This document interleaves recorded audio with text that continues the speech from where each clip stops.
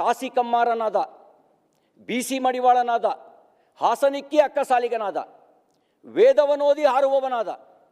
ಒಂದು ಕಾಲದಲ್ಲಿ ಬ್ರಹ್ಮಜ್ಞಾನ ಪಡೆದು ಸ್ವಂತದ ಬಗ್ಗೆ ಆಲೋಚನೆ ಮಾಡದೇ ಇದ್ದವನು, ಸಮಾಜದ ಬಗ್ಗೆ ಚಿಂತನೆ ಮಾಡೋನು.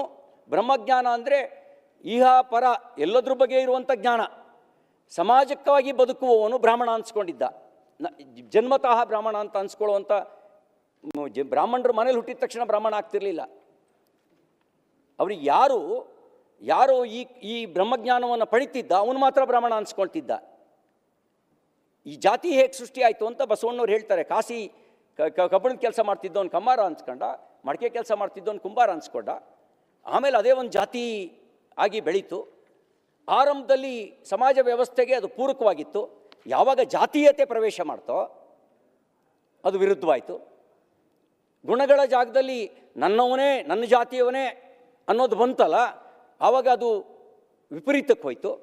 ಇದಾದಮೇಲೆ ನನ್ನದೇ ಶ್ರೇಷ್ಠ ಅಂತ ಅಹಂಕಾರ ಬಂತಲ್ಲ, ಮೊದಲು ಅಸ್ತಿತ್ವ ಆಯಿತು, ಆಮೇಲೆ ಅಸ್ಮಿತೆಯಾಗಿ ಪರಿವರ್ತನೆ ಆಯಿತು. ಅಸ್ಮಿತೆ ಅಹಂಕಾರವಾಗಿ ಬದಲಾಯಿತು. ಅಹಂಕಾರ ಏನು ಅಂದರೆ ನಾನೇ ಶ್ರೇಷ್ಠ, ನನ್ನದೇ ಶ್ರೇಷ್ಠ ಅನ್ನುವ ಅಹಂಕಾರ ಈ ಜಾತೀಯತೆಯ ಸಂಘರ್ಷಕ್ಕೆ ಕಾರಣ ಆಯಿತು.